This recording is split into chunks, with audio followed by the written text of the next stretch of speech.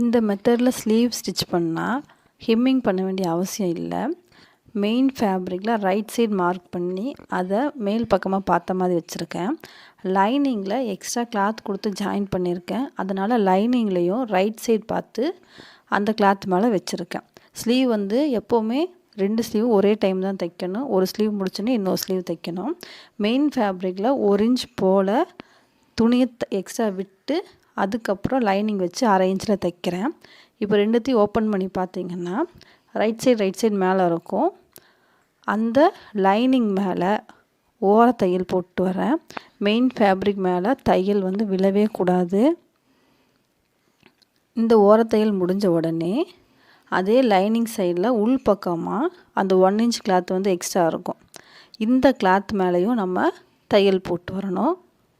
லைனிங்லேருந்து பார்த்தாலே அடியில் அந்த கிளாத் தெரியும். 1/4 இன்ச் போல் கேப் விட்டு அங்கேயும் தையல் போட்டு வரணும். இந்த கிளாத் அப்படியே பார்த்திங்கன்னா ஹெம்மிங் வைக்கிற பீஸ் மாதிரி இருக்கும். அப்படியே உள்ளே மடிச்சிங்கன்னா உள் பக்கமாக லைனிங் போயிடும். இப்போது ஸ்லீவோட அவுட்லைன் ஃபுல்லாகவே தைச்சிட்டு வரணும். ஹெம்மிங் பண்ணுற வேலை இருக்காது.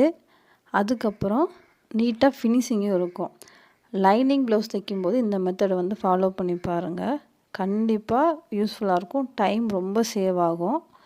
இப்போது அவுட்லைனில் இருக்க எக்ஸ்ட்ரா கிளாத் எல்லாமே கட் பண்ணி எடுத்துட்டேன். இப்போ ஃபினிஷிங் பாருங்கள் எப்படி இருக்குதுன்னு. நீங்களும் ட்ரை பண்ணி பாருங்கள்.